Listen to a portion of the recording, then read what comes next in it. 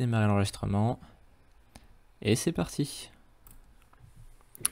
Ok, donc bienvenue tout le monde. Je répète, vous pouvez vous poser vos questions dans le salon streaming. Ce qui serait bien, moi ce que je conseille, c'est de faire le projet en même temps que moi. Mais c'est pas obligatoire du tout. Je vais assez lentement normalement pour le faire et j'essaie d'afficher tout le code tout le temps à l'écran, ce que je faisais pas la dernière fois, pour que vous puissiez vous retrouver si vous êtes un peu en retard. Donc c'est parti, je mets ça en haut. Le projet qu'on veut créer du coup c'est un petit projet météo avec une barre de recherche, un bouton, on appuie la ville qu'on veut, ça va chercher la donnée automatiquement et ça affiche le temps actuellement. Comme je disais tout à l'heure, vous pourrez de votre côté ensuite rajouter des features, rajouter par exemple le temps pour demain, après-demain, etc.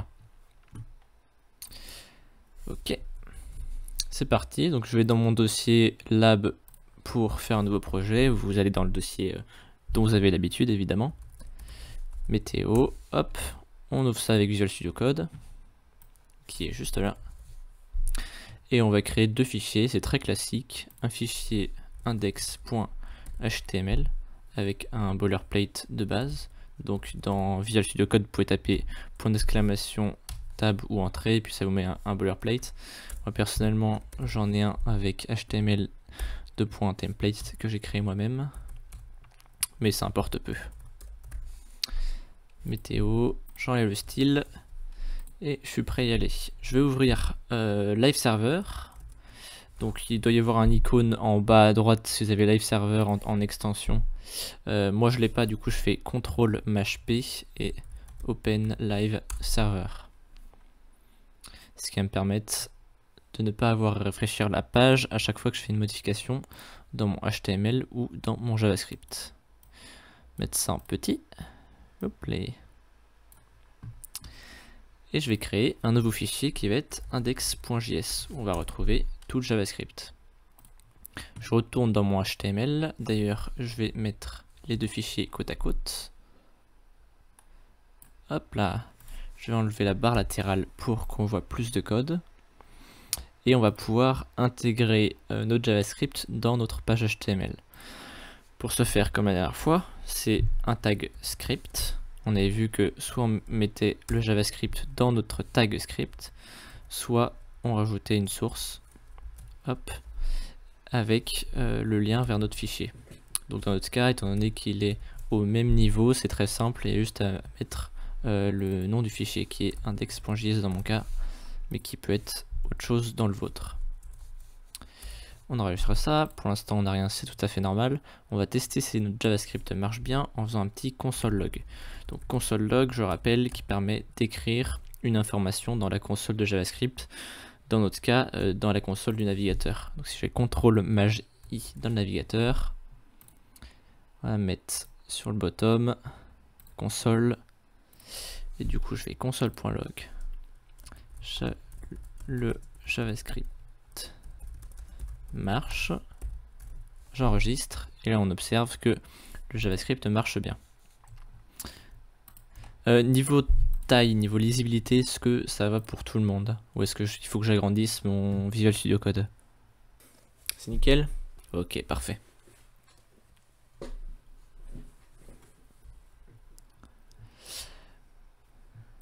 Donc, dans un premier temps, on va faire notre interface. L'interface, donc ça va être tout simplement le formulaire avec l'input, le bouton, et rajouter après des éléments dans la liste. Et changer aussi le titre.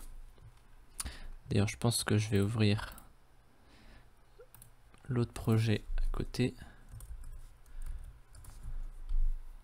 Voilà. Pour qu'on puisse avoir un exemple. Donc ça, cette météo terminée.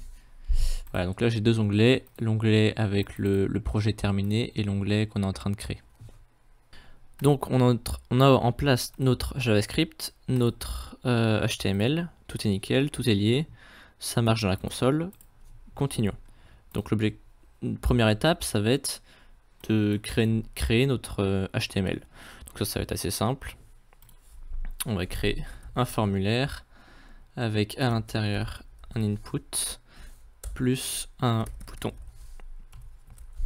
Donc moi je l'ai fait avec Emmet, ce qui me permet de le créer mon HTML très rapidement.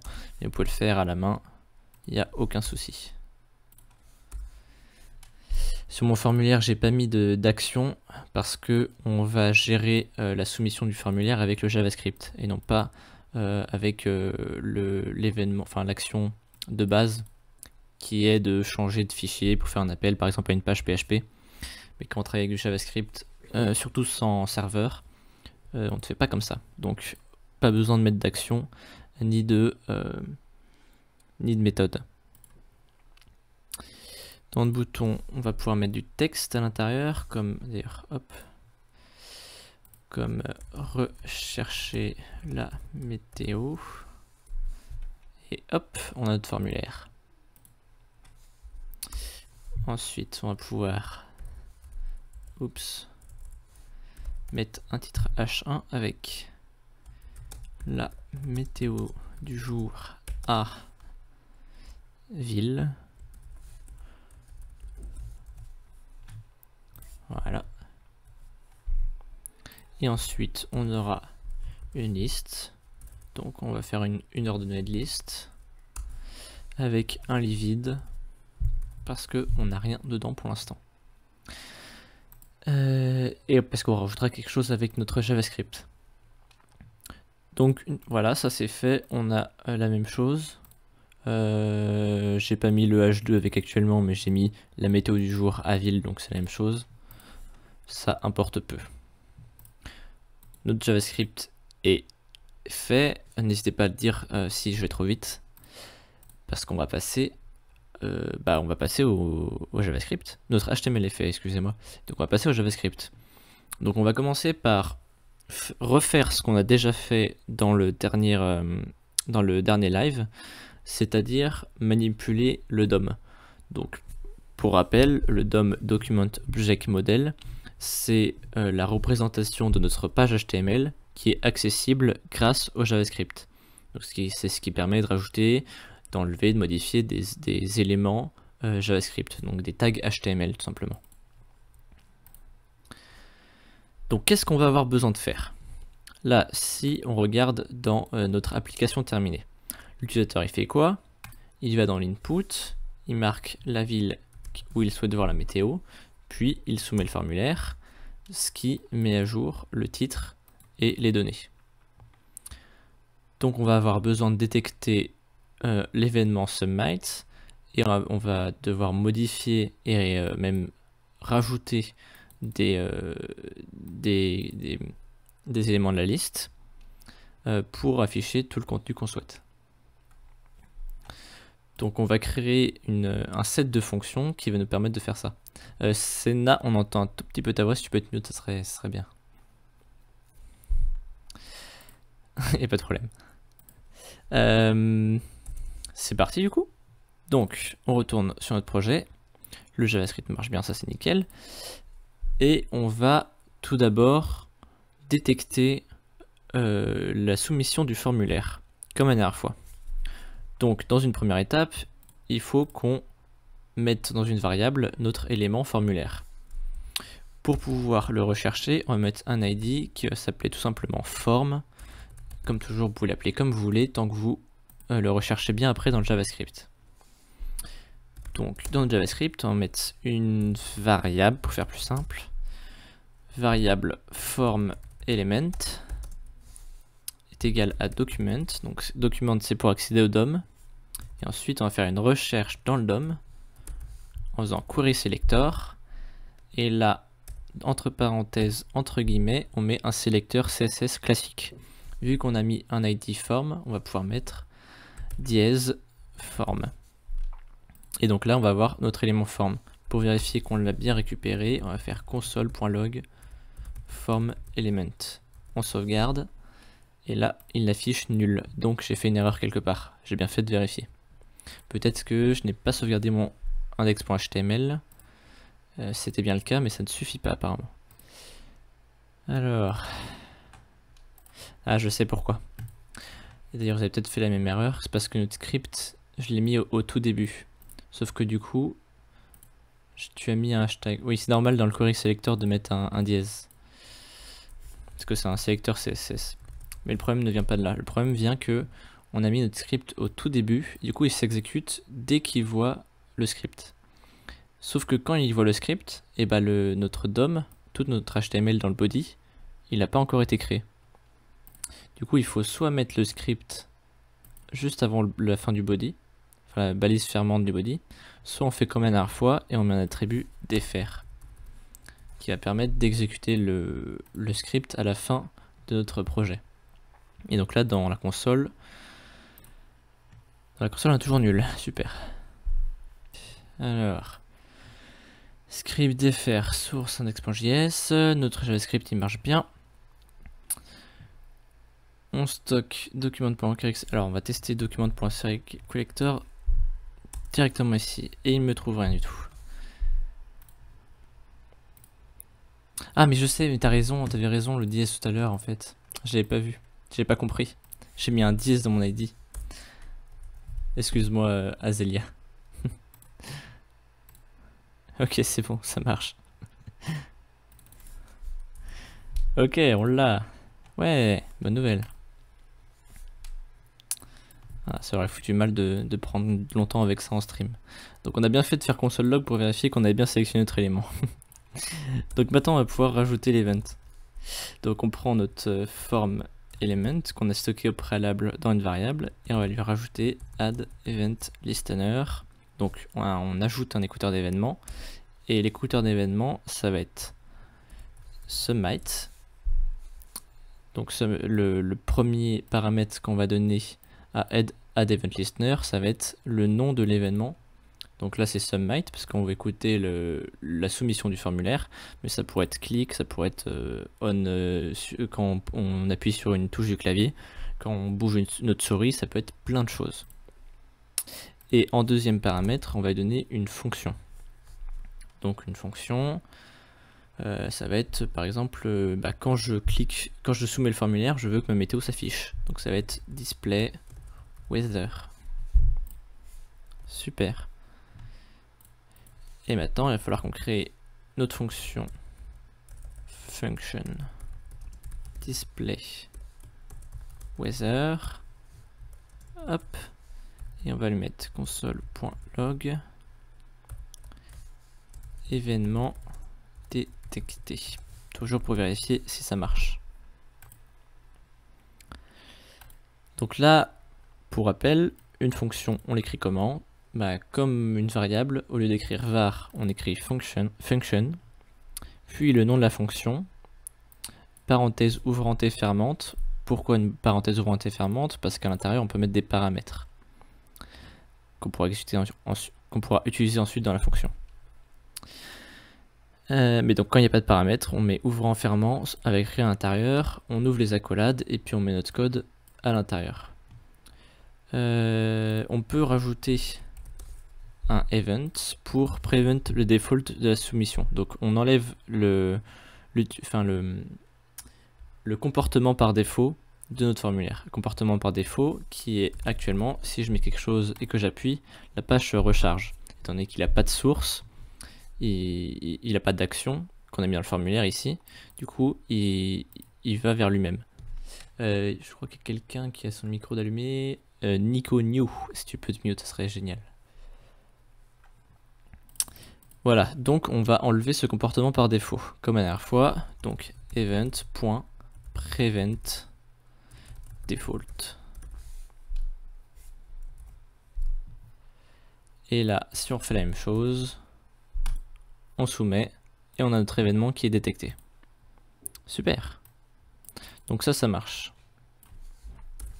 Ensuite, qu'est-ce qu'il va falloir faire? Après qu'on ait soumis le formulaire, on va devoir petit 1 récupérer le nom de la ville à aller chercher. Où on veut chercher la météo, vous comprenez. Petit 2 récupérer les informations météo de cette ville. Et petit 3, afficher les informations dans notre site internet. Hop là. Donc ça, on peut considérer que ce sont 3 fonctions différentes qu'on va devoir créer. Sachant que le petit 1 va être assez court, donc on va pas créer une fonction juste pour ça. Donc, pour récupérer le nom de la ville, il va falloir récupérer la valeur de notre input. Dans un premier temps, on va mettre notre input dans une variable. Donc variable, input element. Donc là, on fait des noms très globaux parce qu'on a une petite application. Mais si on avait une grosse application, on ne pourrait pas faire des noms aussi globaux et aussi banals. Donc, on fait ça actuellement, mais si vous avez une grosse application, il ne faudra pas faire ça. Toujours document.querySelector et on va rechercher notre input. On va lui mettre un petit id est égal à input. Pareil, id input, id form, c'est trop global pour une grosse application, mais ça suffit dans notre situation. Donc on va rechercher input. Et pareil, on va loguer pour vérifier qu'on a bien notre input element. Et on ne l'a pas, encore une fois. Alors qu'est-ce que j'ai fait comme erreur? J'ai pas sauvegardé HTML, c'est ça. Donc là on l'a bien. On l'a bien récupéré, c'est super. On peut enlever le test. Et pour aller récupérer la valeur du input, une fois qu'on a allé chercher, il suffit de faire inputElement.value. Donc c'est ce qu'on va faire. On va faire var cityName. Donc on crée une variable qui s'appelle cityName et on va mettre la valeur de input. inputElement.value. Une fois qu'on a fait ça, on vérifie que ça marche bien avec un console log. Hop, on soumet. Et là, on a bien la valeur de notre input qui est CSDSDV. Mais si je mets Paris, bah, ça va être Paris. Voilà, on a Paris ici. Donc ça marche bien, on a récupéré le nom de la ville à aller chercher. Petite question, le var est normalement plus utilisé. Ça ressemble plus à une affirmation. Alors, le var est normalement plus utilisé. Avant, oui, mais maintenant, non. Là, j'utilise var parce que c'est plus simple en tant que débutant. On met var partout et puis on se prend pas la tête avec let, const et c'est tout. Et var du coup. Donc var ça marcherait bien, il n'y a pas de souci. Let, si vous voulez savoir ce que ça change, c'est que si on met un let par exemple à l'intérieur de la fonction, il ne sera pas disponible. La valeur de la variable créée avec let ne sera pas disponible à l'extérieur de la fonction, parce qu'il reste dans son scope. Alors qu'avec var, c'est pas le cas. Et const, c'est la même chose que let, mais c'est une constante, donc on peut pas réassigner la variable à autre chose. Donc moi, dans mes programmes, quand je fais JavaScript, j'utilise beaucoup const quand il n'y a pas besoin de modifier la valeur, et sinon j'utilise let. Et j'utilise presque plus jamais var, parce que c'est l'ancienne spécification de JavaScript.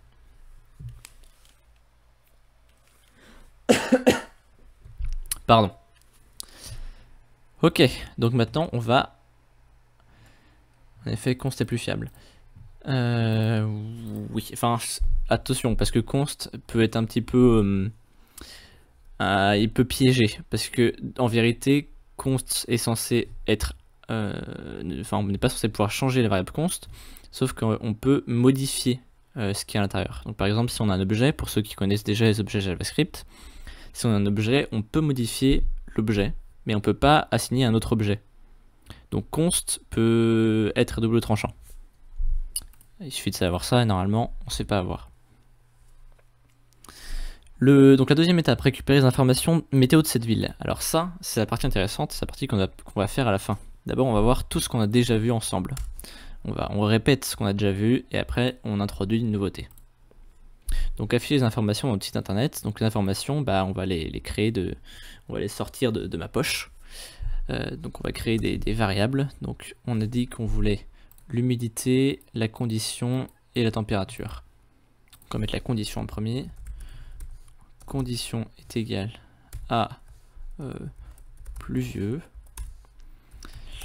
L'humidité, humidity, ça va être égal à 50%. Et la température, on va mettre TMP, qui va être égal à 50, non c'est un petit peu trop je pense, on va dire 20. Et pourquoi je mets pas le degré Celsius? Parce que le degré Celsius, on va le rajouter après à la main. Voilà, enfin on va le rajouter, vous verrez. Ça a une raison parce que l'interface, l'API qu'on va utiliser donne la température en un simple nombre. Donc on va se baser sur ça pour faire nos variables. Une fois qu'on a nos variables, et aussi la ville évidemment. Ah ben non, la ville on l'a déjà, donc ça n'a pas de problème. Donc première étape, si je reviens sur mon projet, on va devoir mettre à jour le nom de la ville dans le titre. Donc on va récupérer le titre. Le titre, H1, et on va mettre un ID qui va être title. On retourne dans JavaScript, faire var title element est égal à document.query selector de title. Et on va faire comme toujours, on console.log up title element pour vérifier que c'est bien sélectionné. C'est le cas, on l'a ici. Donc on peut l'effacer. Hop. Maintenant qu'on a notre title element, on va pouvoir changer son texte. C'est ce qu'on va faire. On va mettre un petit commentaire. Changement du texte du titre. Pour ce faire, on prend title element, comme la dernière fois, on fait text content, donc le contenu textuel de l'élément, titre, et on va lui assigner égal city name. Hop, on sauvegarde. Si je fais Paris, yes, on a Paris. Bon, par contre, on veut pas ça, on veut la météo du jour à ville. Donc on va pas faire juste city name, mais on va faire la météo du jour à plus city name avec un petit espace après le A. Et là, si je mets Paris, waouh, ça se met à jour. Ok, on est peut-être allé un petit peu vite. Est-ce que tout le monde arrive à suivre? On peut pas modifier juste le ville. Si, on peut tout faire. On pourrait récupérer la chaîne de caractères et puis sélectionner uniquement ville pour le changer. Mais honnêtement, c'est beaucoup de travail pour peu de gains, donc on va pas le faire là. Mais si tu as envie de t'amuser à le faire par la suite, il n'y a aucun problème. Ce qu'on pourrait faire aussi, c'est mettre une span autour. Mettre une span, hop, span. Alors d'ailleurs, dans Visual Studio Code, il y a un truc comme ça, là, ce que je viens de faire. Vous pouvez faire. Alors moi, j'ai changé de raccourci clavier.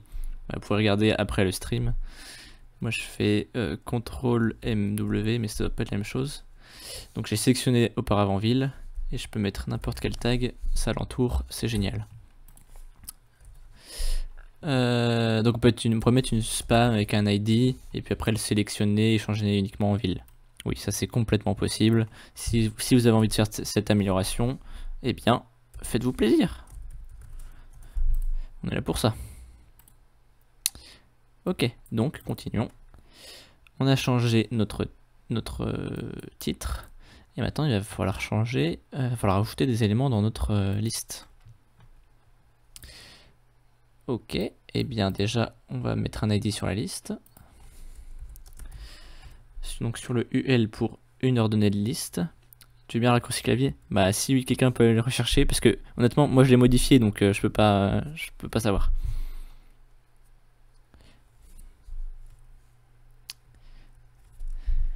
Donc on met un ID sur UL qui va être l'ID list tout simplement. Et on va récupérer notre liste au début. Var list element est égal à document.query. Je vois plus rien. Query selector dièse list. Comme toujours, on vérifie qu'on a bien sélectionné list element.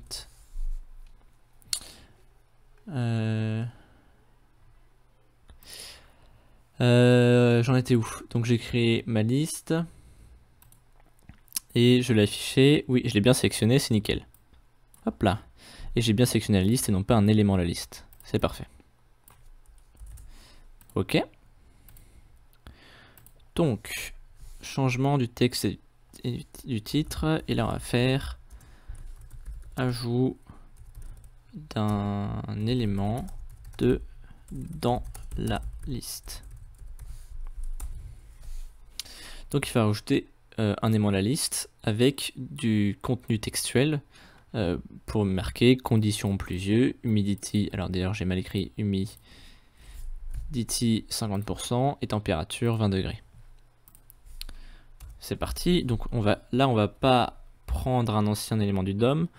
On va pas en modifier un, on va en créer un de toute pièce avec le JavaScript. Donc toujours le même point de départ, document, et là ça va être point create element.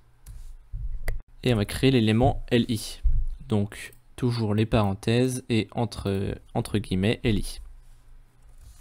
Mais cet élément, si on fait ça comme ça, il va disparaître dans la nature. Donc nous, on veut le mettre dans une variable qui s'appelait new li element est égal à l'élément qu'on vient de créer. Ensuite, dans l'élément qu'on vient de créer, donc new li element, on va lui rajouter un contenu textuel.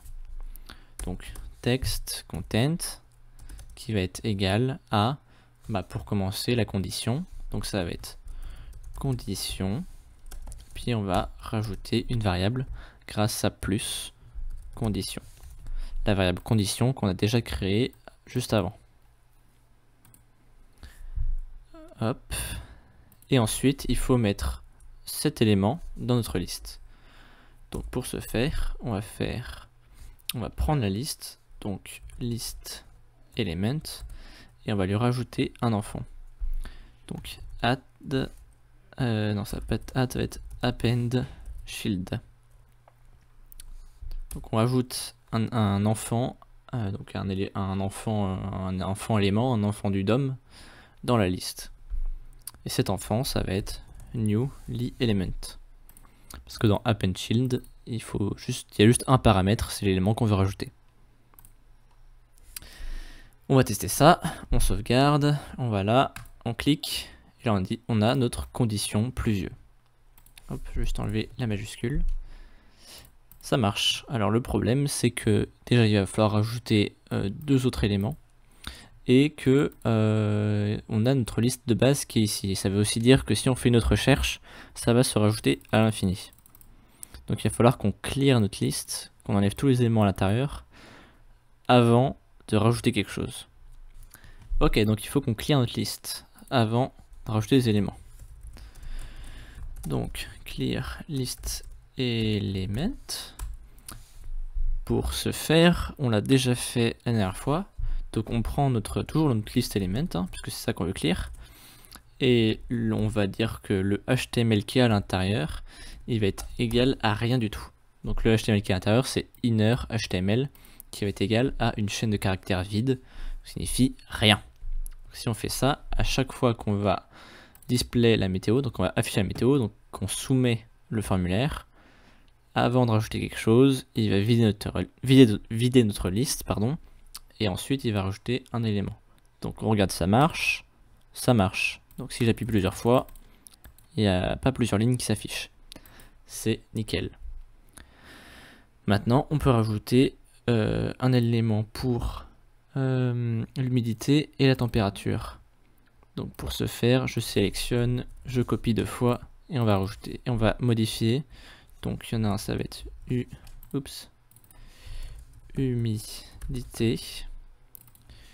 humidity, l'autre ça va être température TMP.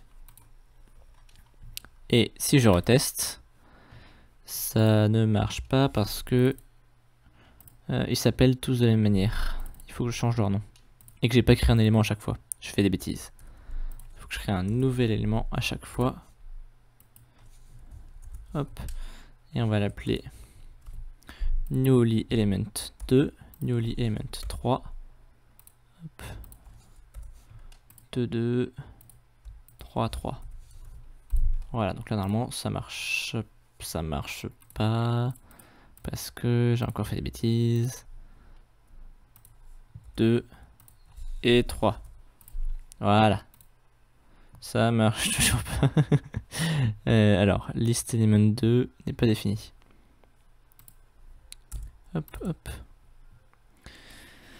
Donc, newly element.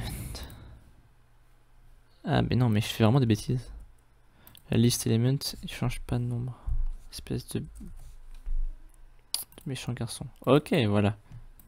Donc là, on voit, je me suis emmêlé les pinceaux. À chaque fois, il a fallu que je change, que je mette 1, 2, 3, etc. Et il y a une répétition. Donc ça, c'est vraiment pas une bonne manière de faire. L'idéal, ce serait de prendre ces 3 lignes, de le mettre dans une fonction, et après d'exécuter 3 fois la fonction. Et c'est ce qu'on va faire. Donc la fonction, ça va être une fonction qui va être ajouter un élément à la liste. Donc function add element in list. Et il va prendre le texte qu'on veut donner à cet élément. Donc texte. Hop. Et ensuite, on va prendre les 3 lignes. On va supprimer le reste qu'on ne va plus avoir besoin. Hop là.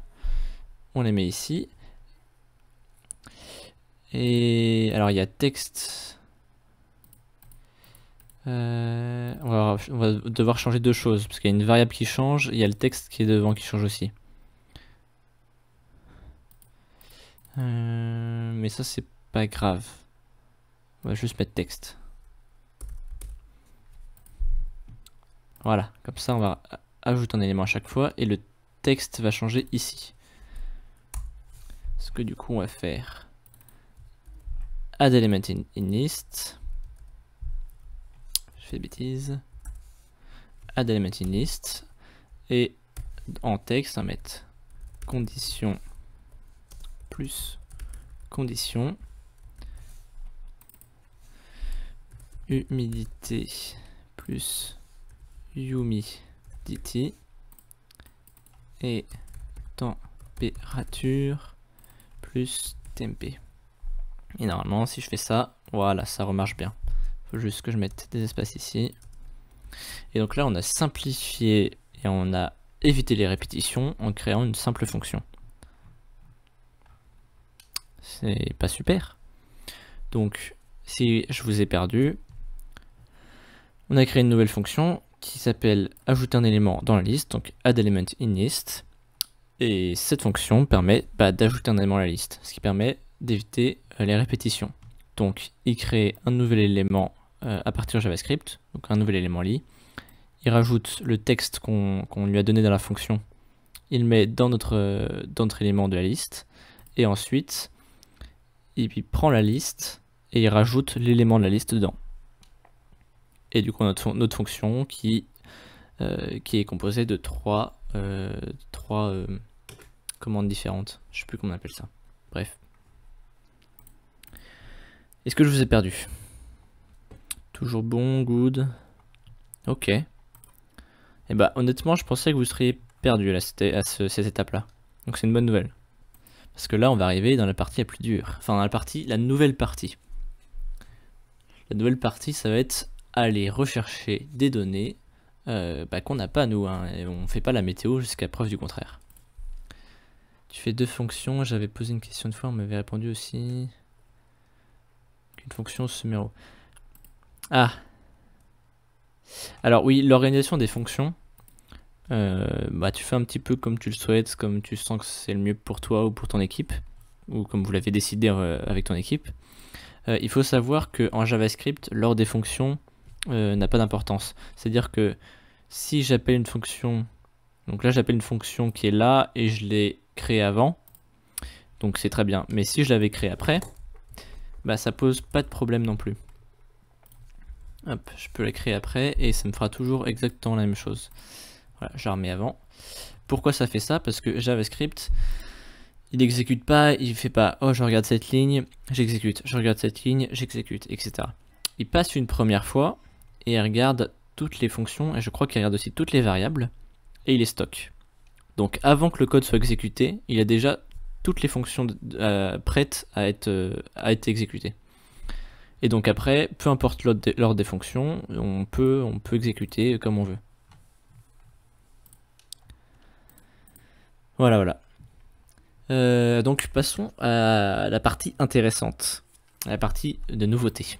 Donc on va aller rechercher des informations météo. Pour ça, je vais mettre ma fenêtre en grand. Oups, je l'ai mis sur mon deuxième écran. Et on va avoir besoin d'une API météo que j'ai juste ici. Hop là, on a un petit PDF que je vais vous envoyer sur le Discord et que je mettrai en commentaire sur YouTube si j'oublie pas. Enfin pas en commentaire, en description. Donc vous allez pouvoir tous aller sur ce fichier. Et ça, non, ça on s'en fiche. Et là, on observe qu'on a plusieurs moyens afin de récupérer les données météo depuis donc prévisionmeteo.ch, donc qui est un site de prévision de météo. Et ce site de prévision de météo, il a créé une sorte de porte pour que nous, on puisse accéder à leurs informations à eux. Donc souvent, ça pose des problèmes, tu peux pas y accéder vraiment, tu as besoin d'une clé API pour que ça soit sécurisé, je ne sais pas quoi. Sur celle-ci, c'est assez simple, il n'y a pas besoin de clé, tu peux y accéder directement, il n'y a pas de CORS. Donc CORS, ça peut, peut-être vous en avez déjà entendu parler, ça vous a peut-être déjà posé des problèmes, ça pose très souvent des problèmes, mais là, non. Donc il n'y a pas tout ça avec cette API, c'est pour ça qu'elle est cool. Donc si vous regardez le PDF, il y a plusieurs manières de récupérer les informations. Donc depuis un iframe, donc en gros tu mets leur site dans ton site directement, c'est pas comme ça qu'on va faire. Le 2, c'est le JSON. Ça, c'est comme ça qu'on va faire. Alors là, il donne des exemples avec PHP, donc on va utiliser JavaScript. Et là, il précise comment est fait leur API. Donc, on va aller trouver le lien qui est juste ici. Chemin vers fichier JSON correspond à ce lien. Hop. Et je vais vous le mettre dans Discord. Hop là. Et quand on va dans ce lien, et qu'on enlève non-ville, machin, etc., et qu'on met à la place de non-ville, on peut mettre, on va mettre Paris. Paris, qu'est-ce qui se passe? Magie. On a une réponse avec des données. Ce qu'on appelle une réponse JSON. Si je fais raw data, c'est un truc un petit peu plus moche. Et c'est en fait une sorte d'objet JavaScript, pour ceux qui ont déjà vu la notion d'objet JavaScript. JSON, c'est pour JavaScript Object Notation. On n'utilise pas uniquement en JavaScript, mais c'est une méthode pour représenter les données qui est très utilisée. Si vous n'êtes pas dans Firefox, peut-être que ça ne s'affiche pas aussi joli. Je pense qu'il faut installer une extension pour que votre réponse JSON puisse s'afficher de façon plus jolie. Et donc, qu'est-ce qu'on observe? Eh bien, j'ai cherché Paris, j'ai une catégorie avec les informations de la ville, je peux avoir la latitude, la longitude, l'élévation, le nom, le pays, etc. Là, on a des informations, c'est ça qu'on va vouloir. Current condition, donc les conditions actuelles. Qu'est-ce qu'on va avoir? On va avoir, on a wind speed, donc on a la vitesse du vent, mais on a aussi la température, c'est ce qu'on veut. On a la pression, on va pas utiliser, on a l'humidité, ce qu'on va utiliser, et on a la condition. Et on a même une icône. Alors on va pas mettre l'icône, mais de votre côté, vous pourrez mettre une icône si vous voulez améliorer votre projet, il n'y a aucun problème. Et après current condition, on a hop, les 4 jours suivants, 5 jours, puisque ça commence à 0. Donc c'est forecast day, je pense, donc forecast day 0. Donc là on a pour jeudi, alors ça va être, non en fait ça c'est aujourd'hui, si je me trompe pas, on est jeudi, oui on est jeudi. Et après on a la météo pour vendredi, on a la météo pour samedi jusqu'à lundi. Donc si ça vous fait plaisir, vous pourrez faire ça, améliorer votre application pour ajouter la météo des prochains jours. Bon alors c'est bien, je dis tout ça, on peut récupérer en allant sur une URL. Mais comment est-ce qu'on y accède dans notre JavaScript? Eh bien, on va utiliser la puissance de l'Ajax. Donc, Ajax, qu'est-ce que c'est? C'est Asynchronous JavaScript. Je ne sais plus, donc je vais rechercher sur Internet.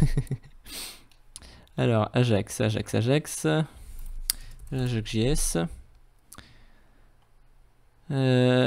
Asynchronous JavaScript and XML.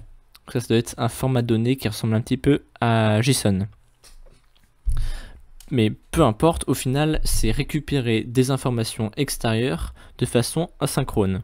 Asynchrone, c'est quoi? C'est sans rechargement de la page internet. Donc, un langage qui serait synchrone, par exemple, c'est PHP, qui permettrait de récupérer des informations en rechargeant la page et en accédant à un serveur.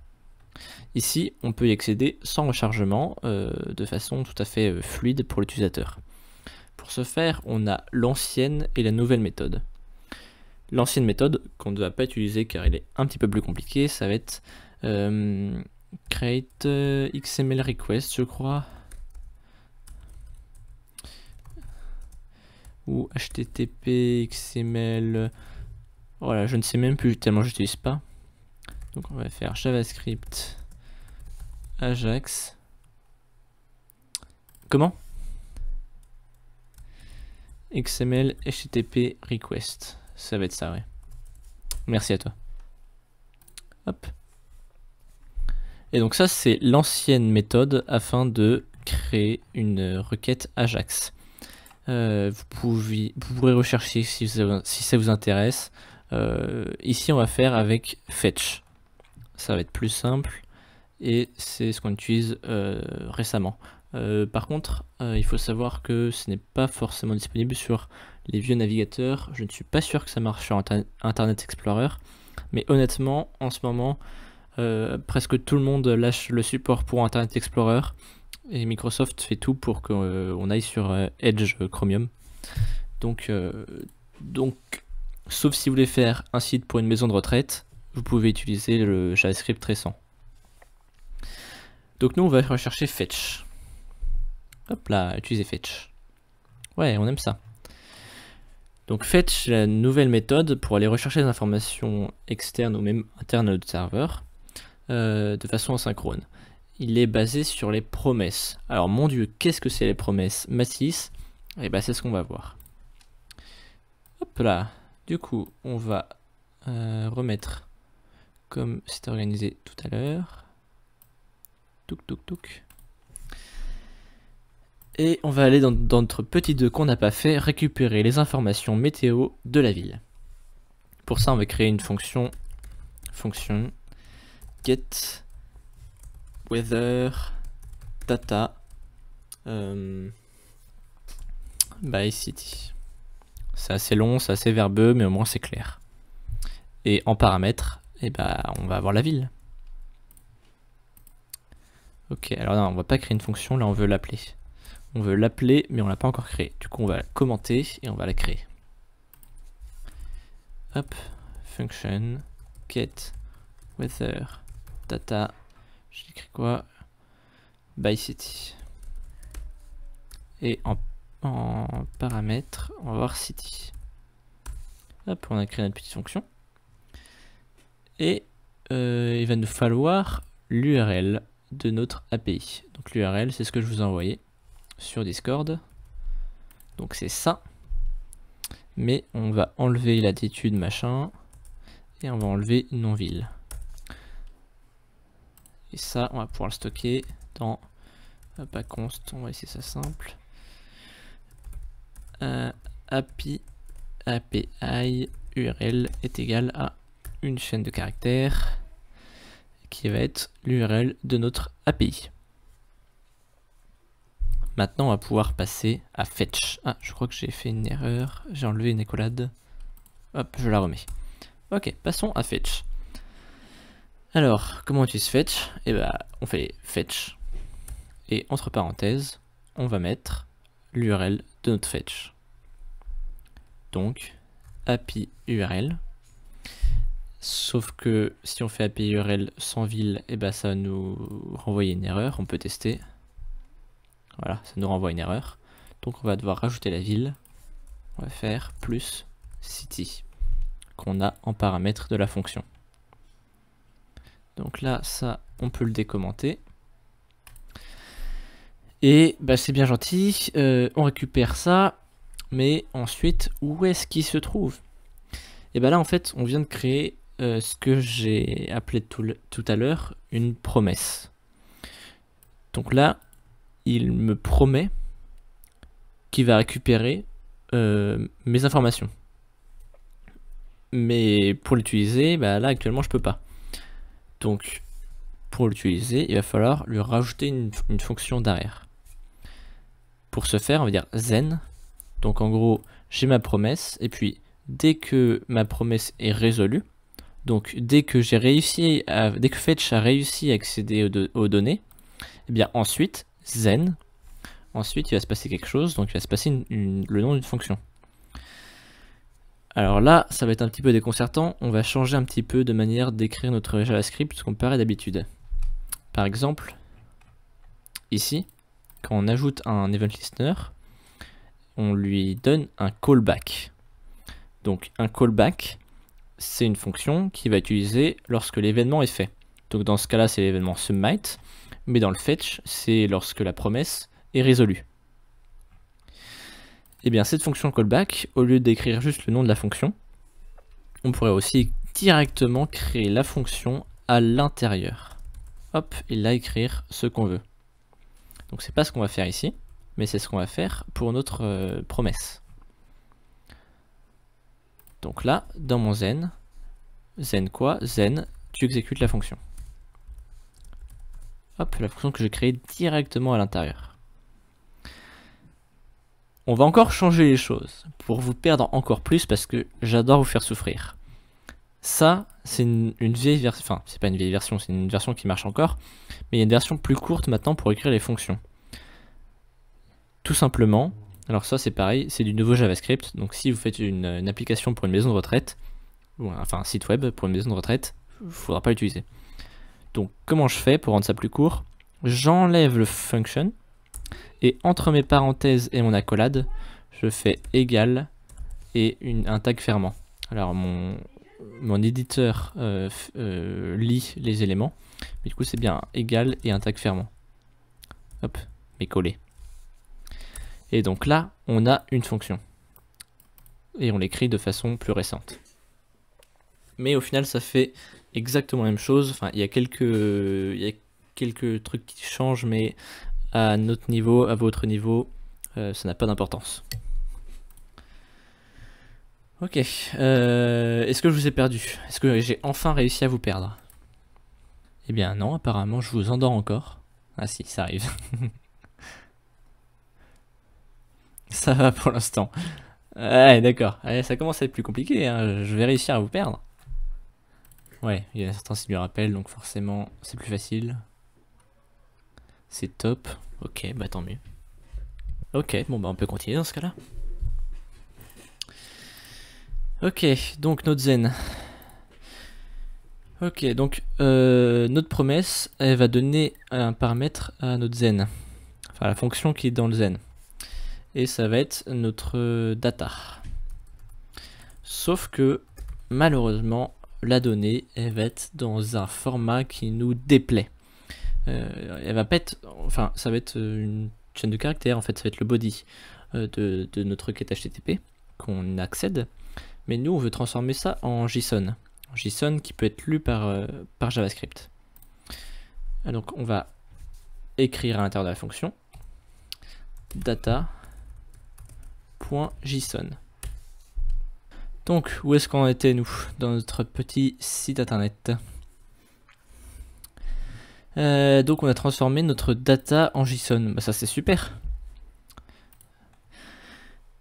Et pour vous perdre encore plus, on va continuer parce que apparemment ça va encore.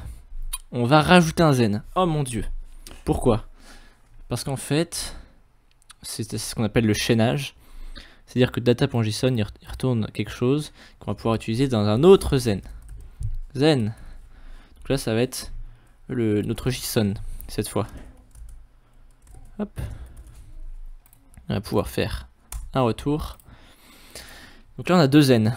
Alors, ne vous perdez pas. Là, ce zen, il est bien accroché à fetch. J'ai fait un retour à la ligne, mais ça compte pas en fait, on va dire. C'est qu'il y a un point devant, c'est-à-dire qu'il est raccroché à ce qu'il y a au-dessus. Et lui, pareil, il est raccroché à l'autre zen. Donc si vous, ça fait comme si je faisais ça. Hop, voilà, c'est exactement la même chose. Sauf que pour que ce soit un peu plus joli, un peu plus lisible, je le fais comme ça. On pourrait aussi le faire comme ça pour dire que il est dans le fetch. Après on met des espaces ou une tabulation pour voir ce qu'il y a à l'intérieur. On va laisser ça comme ça. Donc là notre JSON, pour vérifier que notre JSON est bien correctement formé, on va le console.logger. JSON, et je retourne sur mon application. Si j'ai pas fait de bêtises, je recherche Paris. J'ai fait une bêtise. City is not defined. Alors, où est ma bêtise? City, dans quelle ligne? Dans 33.3. Donc juste ici. City n'est pas defined. Parce que c'est pas city, c'est city name. Tout simplement. Hop, on recherche. Et catastrophe. Ça marche. Wouh! Yes! Ok, donc c'est un problème de HTTP, HTTPS. Donc il ne faut pas utiliser le lien qu'il nous donne, il faut utiliser le même lien mais avec notre petit S. Donc peut-être que on n'a pas besoin d'utiliser ce code-là et qu'on peut retourner à celui que je faisais juste avant. Avec notre HTTPS, du coup ça devrait marcher. Si on fait ça, yes, ça marche. Ouh, je suis très content. Donc on sait pourquoi ça peut poser problème. Bah c'est bien, comme ça vous ne ferez pas l'erreur de votre côté. Ok, donc pas besoin de vous expliquer le code, mais sachez du coup que c'est possible de le faire de façon un peu plus synchrone, avec async await si vous voulez rechercher sur internet. Ok, donc on a notre information, là notre JSON, mais on va vouloir l'utiliser avec JavaScript. Donc getWeather data by city, on veut que notre information elle revienne ici, dans la fonction displayWeather. On aimerait bien faire un truc du type var weather data est égal à quelque chose que retournerait la fonction. Et bien pour ça, on va retourner quelque chose depuis la fonction. Rien de plus simple. Au lieu de console.log, ou alors on peut mettre console.log, après on peut faire un return du JSON. Et à ce moment-là, je vais quand même enlever le console.log parce que je vais l'afficher là-bas. Je vais console.log, la weather data, et je vais enlever ça qui était utile pour l'autre code. Hop. Et est-ce que ça marche? Undefined, ça ne marche pas. J'ai peur que on sorte du fetch mais qu'on ne sorte pas de la fonction. Et du coup on return, mais on le return ici et non pas ici. Et pour ce faire, il faudrait que je return le fetch, comme ça. Sauf que si je retourne le fetch, je retourne une promesse. Et nous on veut pas retourner une promesse, on veut retourner le JSON qui en sort. Bon, du coup on va return le fetch. C'est pas grave. Sauf que... Bon, déjà je vais tester. Hop. Si je fais... Ah oui, ici, est-ce que ça marche bien? Oui, ça marche bien. Ok, donc j'ai une solution. Donc on va rajouter un petit peu de async await. Ce que je vous disais tout à l'heure, du coup là, j'ai return mon fetch, qui lui-même retourne le JSON, parce que c'est le dernier zen. Sauf que du coup, je return directement le fetch dès qu'il le crée. Donc ici, j'ai une promesse uniquement. Mais, donc ça retourne une promesse. Sauf que j'ai mis await. Et await, ça me permet de faire une synchrone, d'être synchrone, donc attendre que la promesse soit résolue. Donc là, j'attends que la promesse soit résolue, et après, je mets la donnée là-dedans. Donc c'est comme ça que j'ai réussi à récupérer tout ça. Pourquoi j'ai mis async ici? Parce qu'on ne peut utiliser await uniquement si c'est une fonction asynchrone. Donc on peut utiliser des éléments synchrones que dans une fonction asynchrone. Pourquoi? Parce que sinon ça bloquerait tout le script dès qu'il y a quelque chose de synchrone, qui prend du temps. Donc la fonction doit forcément être asynchrone, donc elle renverra forcément une promesse. Mais ça on s'en fiche parce qu'on renvoie rien. Donc il n'y a pas à s'en occuper. Et donc on a bien notre weather data. Ok. Juliette, vous êtes tous en train de faire le P5? Non, moi pas du tout. Sur ce projet-là, je sais pas si faire un projet en live serait une bonne idée, un vrai projet d'Open Classroom. Peut-être qu'une fois je l'aurais fait, je pourrais faire un projet qui se ressemble plus pour vous aider. Donc là, maintenant, au lieu d'avoir ces variables qui sont définies à l'avance, eh ben, on veut mettre dans des variables ce qui est depuis le JSON qu'on a récupéré. Et comment faire ça? Eh bien, on a notre weather data. Donc, au lieu de mettre pluvieux, par exemple, on fait weather data, qui va être notre grand JSON qui est juste ici à droite. Et on peut regarder à l'intérieur. On a dit que c'était dans current condition, excusez-moi pour l'anglais. Et donc, dans condition. Donc, on fait weather data. Et pour accéder à current condition, on fait .current condition. Et ensuite, .condition. Et donc là, normalement, ça devrait être autre chose que pluvieux. Nuit avec averse. On a les conditions actuelles. C'est super. Donc là, on a une information qui se met bien à jour de façon nickel. Et on va pouvoir changer un petit peu comment c'est affiché pour que ça soit plus logique. Hop. Donc condition, nuit avec averse. C'est super, ça marche. Donc on fait la même chose pour le reste. Le reste, c'est pour l'humidité, c'est weatherdata.currentCondition. Ça va être humidity, si je ne me trompe pas. Humidity. On teste. 84. C'est 84, je crois que c'est 84%. Après l'humidity, on peut rajouter un plus.